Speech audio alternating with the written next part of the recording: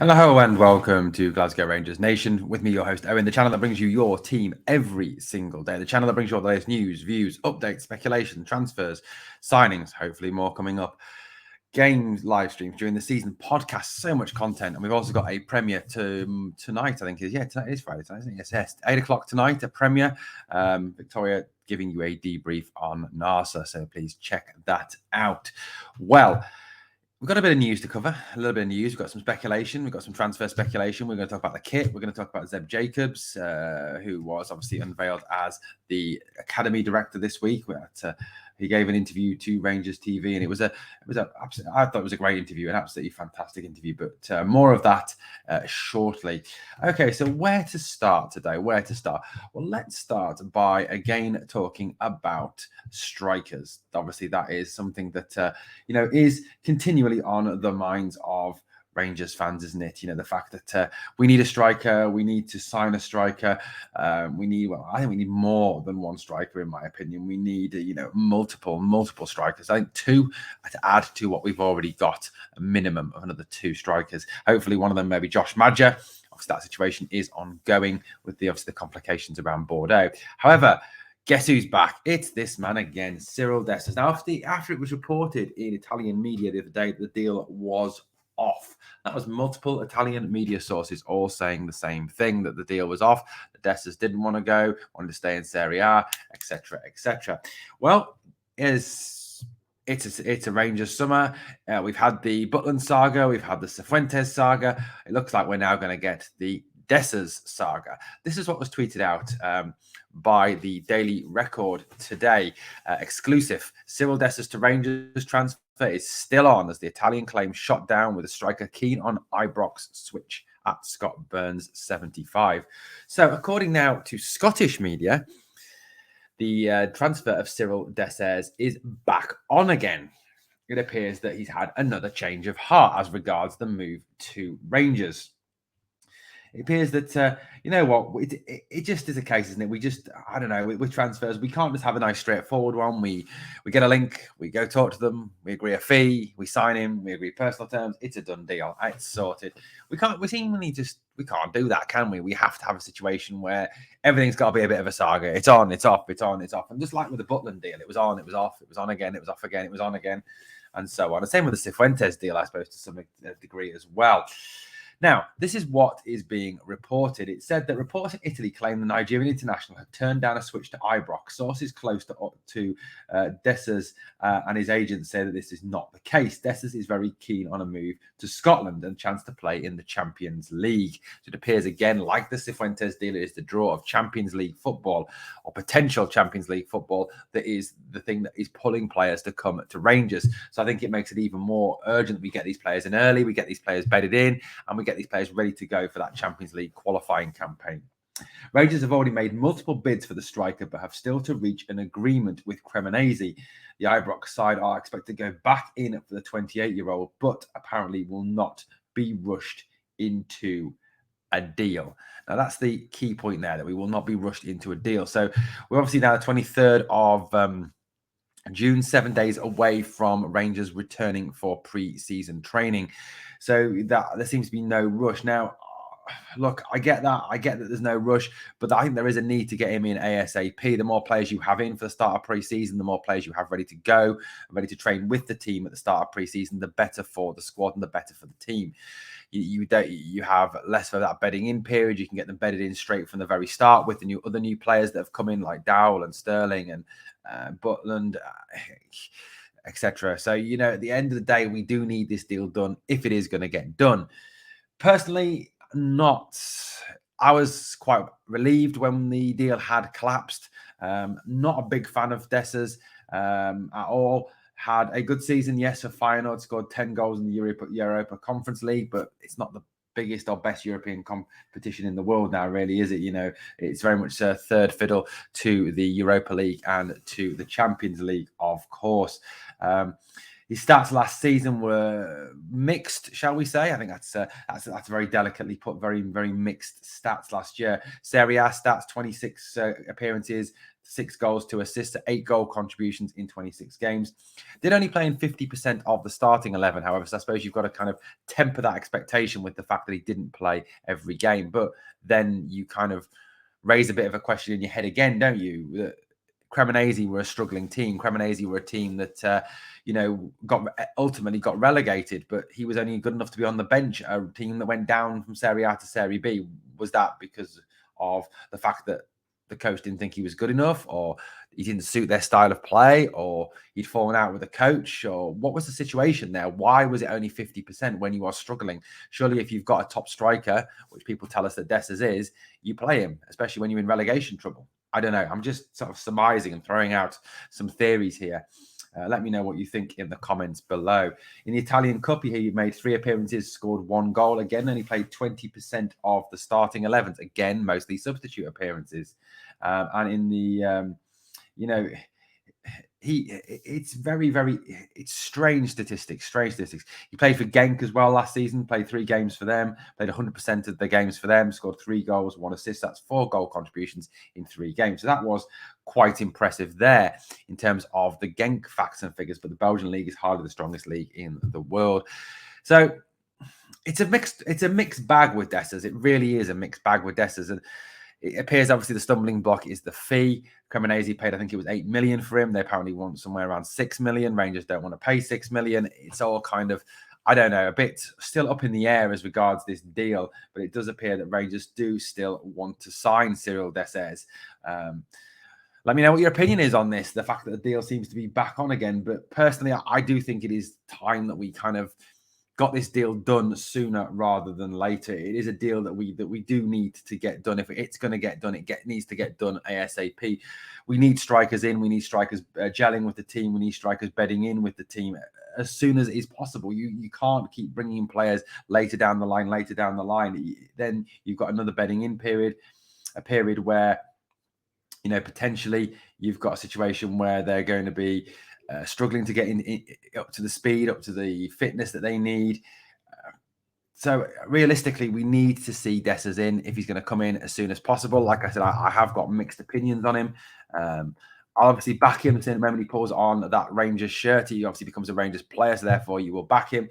Look, I'm not going to believe this is back on again or is done until obviously he appears at Auchenhowie in the shirt with the scarf above his head, proclaiming that he is in fact a Rangers player. So that's a big one now. But it's interesting, isn't it? The deal was off, now it's back on again.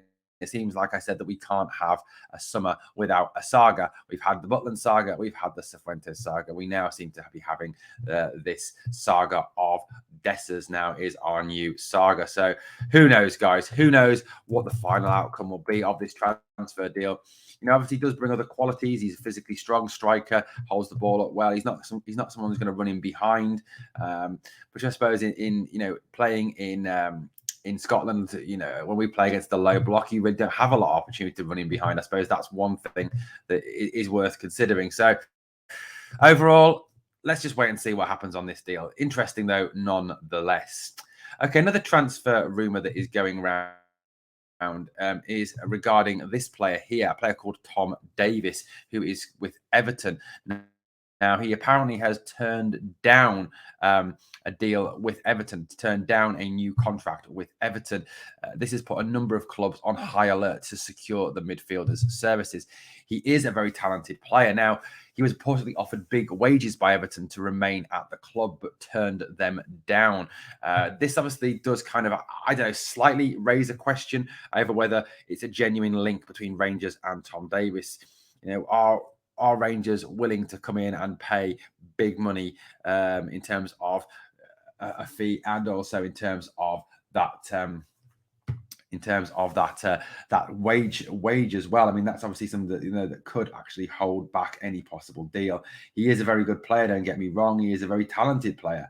But like I said, wages could be a major stumbling block. He is a central midfielder, but I guess you kind of raise a question: do we need another central midfield player? It's more, I think, wingers, strikers we need going forward. And he is a player that can play defensive midfield, attacking midfield, centre midfield. But we're kind of a team that is, a bit overstocked in those positions. Maybe Hadji, Cantwell, Darrell. There's a number of players who can play in those positions. So I don't think this is a serious link. It's interesting to see that we are being linked with him. He did make 19 appearances in the Premier League last season, no goals, no assists, 20 appearances overall last season, again, no goals, no assists. So I do think it's a slightly spurious link, perhaps not a link to be taken seriously at this moment, because I think the wages would be a serious turn-off to Rangers in terms of signing Tom Davies. Okay, let's talk Zeb Jacobs. James Bisgrove there with Zeb Jacobs, revealing yesterday that Zeb Jacobs, along obviously with the appointment of the new women's coach, that Zeb Jacobs was the new academy director, taking over from Craig Mulholland, who did a fine job, but obviously is off for pastures new. There is some rumours going around that he is heading to Nottingham Forest, apparently. That is one of the strong rumours that is going around, that he's going back to link up with his former buddy, Ross Wilson. Zeb Jacobs is a very young, exciting prospect. You know, he's someone who is already working at the club. He's been involved since 2021 as the head of academy coaching. He was head of development at Royal Antwerp previously to coming to Rangers.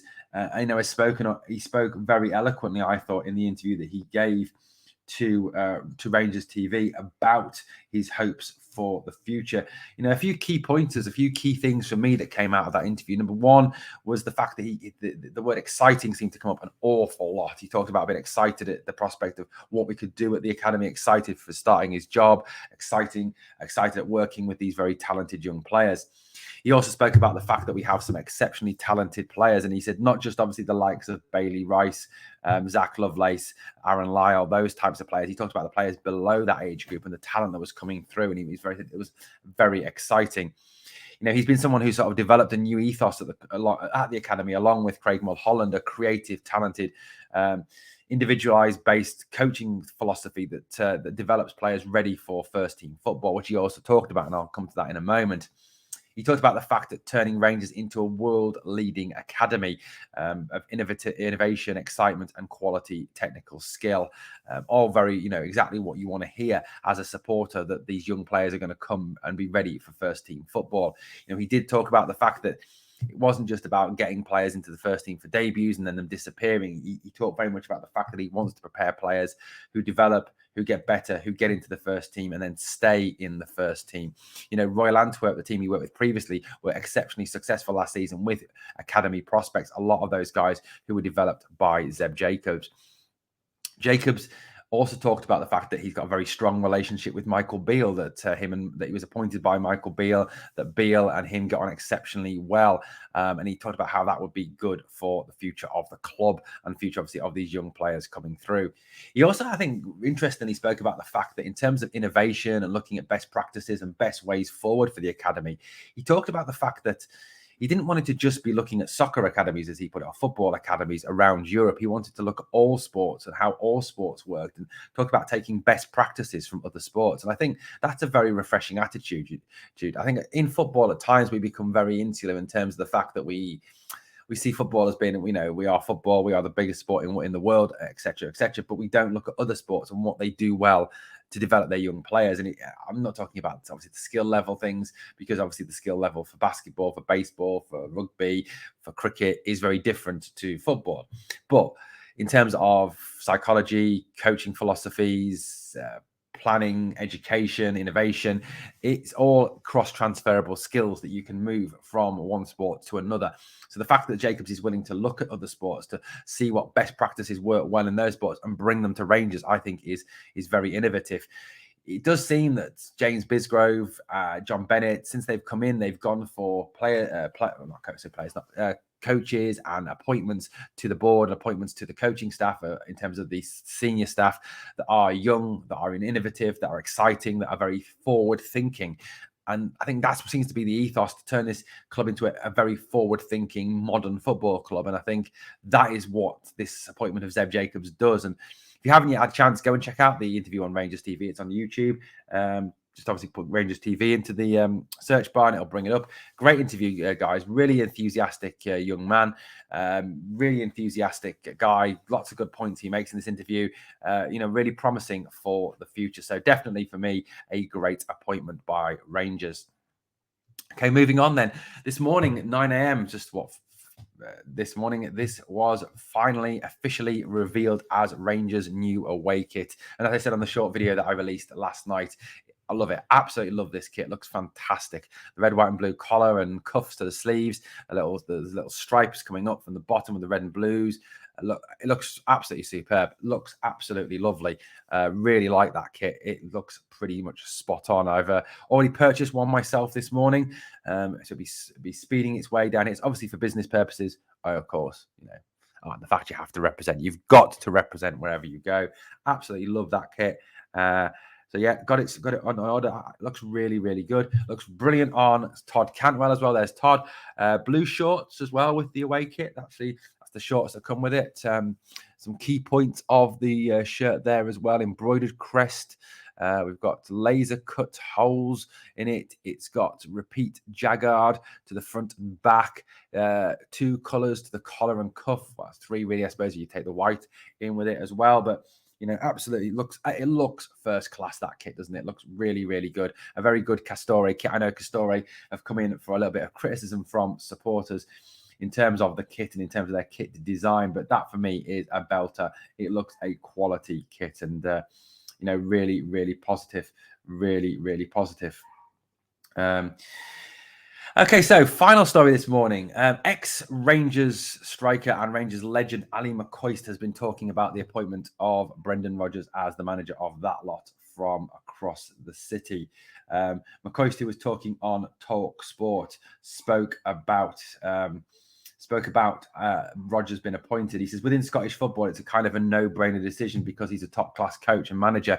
He knows the club extremely well and was extremely successful before. So that alone makes it an obvious choice and pretty good choice in my book. However, as has well been documented, there's a certain section of the Celtic support who've made it clear they were not happy when Brendan Rodgers left. I'd have thought it was a bad news year for the reasons I've given, but Rangers and Michael Beale can't afford to start thinking about what's going on across the city. They've got to concentrate on themselves, and that's bringing in 4 or 5 more players. So, McCoy's clearly saying that there is a need for us to bring in some more talent. He did talk about need to bring in about 4 or 5 more players on top of what we've already signed.